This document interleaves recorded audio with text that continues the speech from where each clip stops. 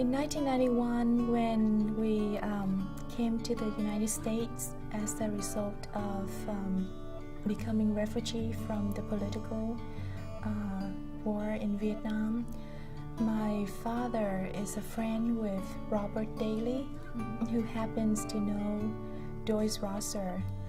My father was actually looking for a person or a church that could help fulfill his promise to his home church before he left Vietnam, and that is he will find the money to help the church to finish its building.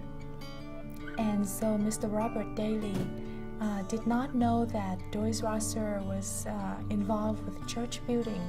He just knew that Doris is a Christian and that he is rich and he's kind and he might be able to help our home church out.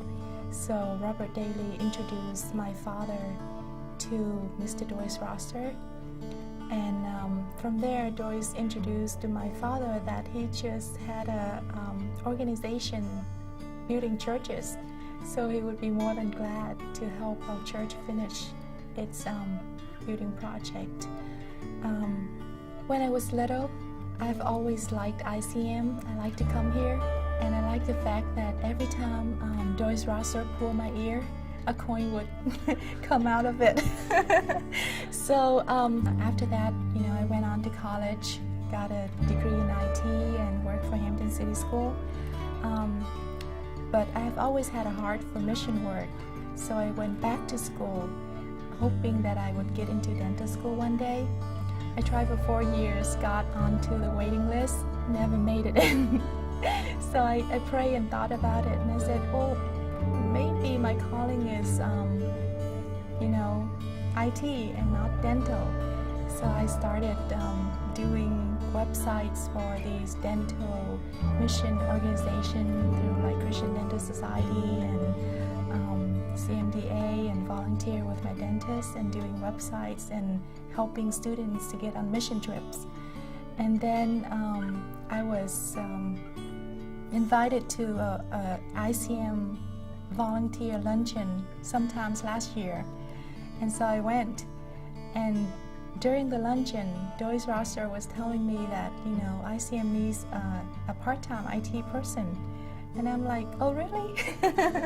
So I prayed about it, and after exchanging communication with Jan, I was brought on board as an IT person here.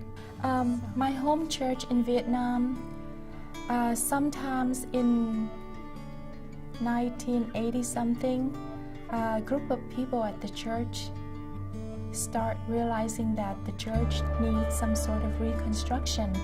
So they prayed about it, and they said, okay, let's go ahead and tear down some of the rooms and some of the buildings and see if we can reconstruct our church. And that's exactly what they did. Throughout the project, they realized that they didn't have enough money to finish what they had hoped for.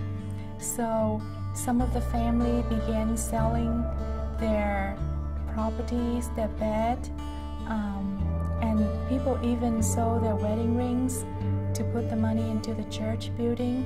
One of the stories that really touched my heart was this farmer. He sold his water buffalo.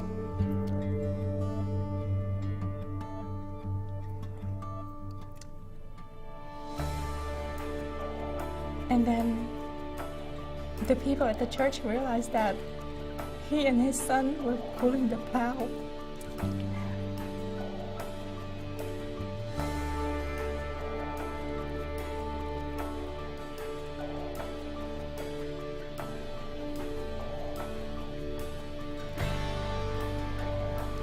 And so it's just like, sometimes you think and you say, okay, Lord, why didn't you bless me enough? But then you see your fellow brothers and sisters sacrificing so much for his temple. and it's a great and inspiring story. And I can assure you that that family right now is very blessed. The Lord has blessed them greatly. They're doing very well.